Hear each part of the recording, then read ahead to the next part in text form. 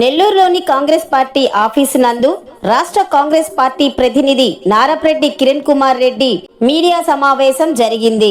గత 2 రోజుల క్రితం సంఘం దగ్గర జరిగిన ఘోర రోడ్డు ప్రమాద బాధితులను పరామర్శించామని, మృతుల కుటుంబాలకు 30 లక్షలు చెల్లించాలని, అలాగే కాంగ్రెస్ పార్టీ సీనియర్ నేత రాహుల్ గాంధీ ఓట్లు చోరీ విషయమై కర్ణాటకలో జరిగిన ఉదంతాన్ని ఎలక్షన్ కమిషనర్ కు తెలియచేసిన, సిఐడికి తెలియచేసిన చర్యలు లేవని, దానిపై దేశవ్యాప్తంగా సంతకాల సేకరణ ఉద్యమం చేపడతామని వారు తెలిపారు.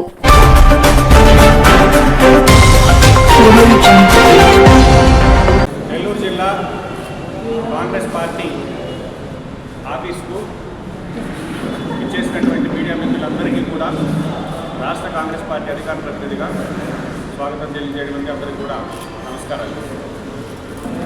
నెల్లూరు జిల్లాలో 2 రోజుల క్రితం జరిగినటువంటి ఒక దుర్ఘటనలో 7 మంది మృత్యువాత చెందడం జరిగింది. వారిని మా కాంగ్రెస్ పార్టీ సభ్యులు వెళ్ళి పరామర్శించి ఓదార్చడం కూడా జరిగింది. కాకపోతే ఇక్కడ కేవలం ఇది ప్రభుత్వ హత్యలు కానీ కాంగ్రెస్ పార్టీ చూస్తుంది.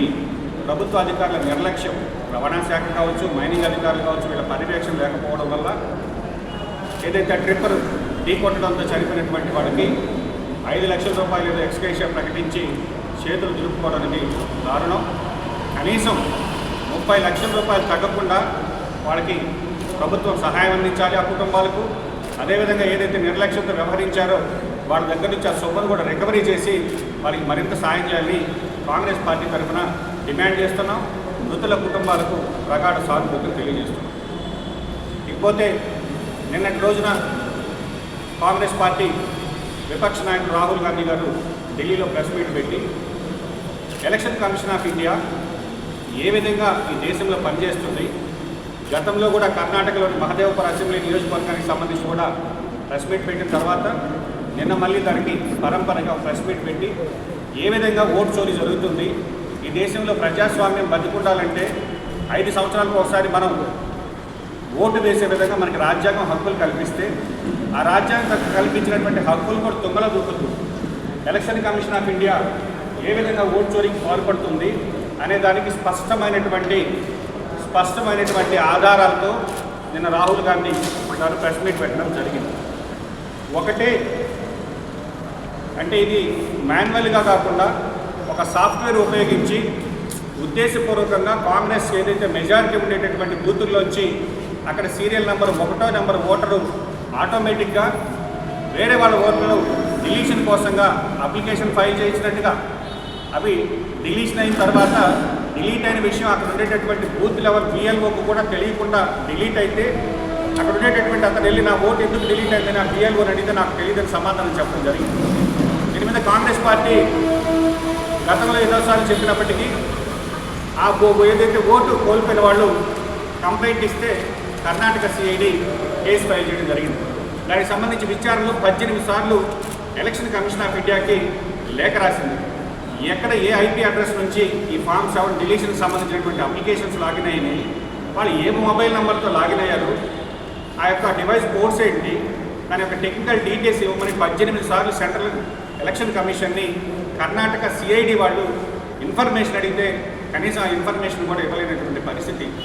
కాకపోతే ఈరోజు స్పష్టంగా ఆధారాలతో వివరిస్తే మేము ఎలక్షన్ కమిషన్ ఒక మాట చెప్పింది, అవును ఏదైతే ఓటర్ డిలీషన్ సంబంధించి అప్లికేషన్స్ వచ్చిన మాట వాస్తవే, మేము అవన్నీ పరిగణలో తీసుకోలేదు, కొద్ది ఓట్లు మాత్రమే, కొద్ది సంఖ్యలో మాత్రమే డిలీట్ అనేది. అంటే వచ్చిన మాట అయితే వాస్తవం, సాఫ్ట్వేర్ని ట్యాంపర్ చేసో లేదంటే దాని సాఫ్ట్వేర్కి వేరే రకంగానో హ్యాక్ చేసో ఎక్కడైతే ఎలక్షన్స్ జరుగుతున్నాయో, ఎక్కడైతే కాంగ్రెస్ బూత్లకు మెజారిటీ ఓట్స్ ఉండేటటువంటి దగ్గర ఈ యొక్క ప్రయోగాలు ప్రతి రాష్ట్రంలో చేస్తున్నారని రాహుల్ గాంధీ గారు ఆరోపించడం జరిగింది.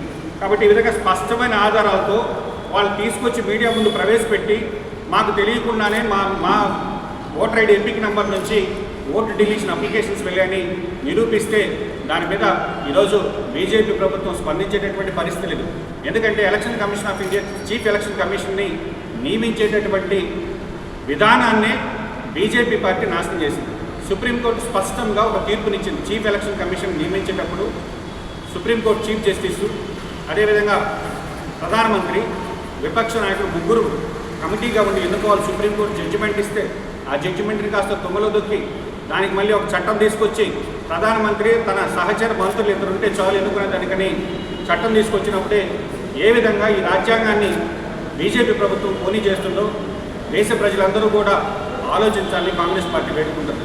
దానికి సంబంధించి కాంగ్రెస్ పార్టీ సెప్టెంబర్ 15 నుంచి అక్టోబర్ 15 వరకు ఒక ఓటర్ అధికార యాత్ర అని ప్రతి ఒక్క నియోజకవర్గాల్లో ఒక కార్యక్రమం చేపడుతుంది. అందులో ప్రతి ఒక్క పౌరులు కూడా పాల్గొని వాళ్ళ యొక్క ఓటుకి సంబంధించి ఏ విధంగా మనం ఓటు వేస్తే దాని యొక్క ఎపిక్ నెంబర్ అన్నీ కూడా మేము డీటెయిల్స్ సేకరించి అందరి దగ్గర కూడా రాహుల్ గాంధీ గారికి మద్దతుగా సంతకాల సేకరణ జరిపి ఈ యొక్క నెల్లూరు జిల్లా నుంచి ఈ యొక్క కార్యక్రమాన్ని కూడా జయప్రదం చేసేదానికి కాంగ్రెస్ పార్టీ శ్రేణులన్నీ కూడా సిద్ధమవుతుందని తెలియజేస్తున్నాం. ఇకపోతే రాష్ట్రానికి సంబంధించి మెడికల్ కాలేజీల విషయం ఈరోజు వైఎస్ఆర్ కాంగ్రెస్ పార్టీ మెడికల్ కాలేజీల గురించి ఉద్యమాలు చేస్తున్నారు.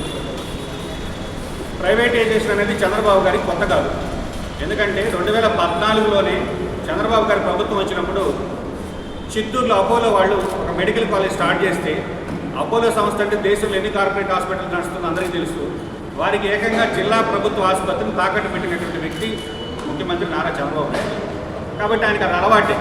కానీ జగన్మోహన్ రెడ్డి గారు ప్రభుత్వం వచ్చిన తర్వాతైనా మీరు ఎందుకు ఏ విధంగా చేశారని ప్రశ్నించినటువంటి వ్యక్తి జగన్మోహన్ రెడ్డి గారు కాదు. అయితే ప్రైవేట్ మెడికల్ కాలేజీకి సంబంధించి మామూలుగా 100 సీట్లు ఉంటే 50% సీట్లు పేదవాళ్ళకి ఇస్తారు. వాటిని కన్వీనర్ కోట అంటాం. రిమైనింగ్ 35% సీట్లు మేనేజ్మెంట్ కోట, 15% సీట్లు ఎన్ఆర్ఐ కోట అంటాం. ఈరోజు government medical college central sponsored schemes కింద ఆంధ్రప్రదేశ్కి 3 కాలేజీలు వచ్చాయి. మిగతా కాలేజీలన్నీ కూడా స్టేట్ ఫండ్తో స్టార్ట్ చేశారు. మొత్తం బడ్జెట్ 8,000 కోట్లతో స్టార్ట్ చేస్తే ఈరోజు ఈ మాట ఎందుకు చెప్తున్నామంటే ఈరోజు మీరు ప్రశ్నిస్తున్నారు ఏమని, ప్రైవేట్ పరం ఎందుకు చేస్తున్నారు, ప్రైవేట్ పరం చేయడం వల్ల పేద విద్యార్థులకు వైద్య విద్య దూరం అవుతుంది. ఖచ్చితంగా కాంగ్రెస్ పార్టీ మెడికల్ కాలేజీని ప్రైవేట్ వ్యక్తులకు దారాదత్తం చేసేదాన్ని ఖండిస్తుంది. మరింత నెల్లూరు సమాచారం కోసం చూస్తూనే ఉండండి మా కల్చర్.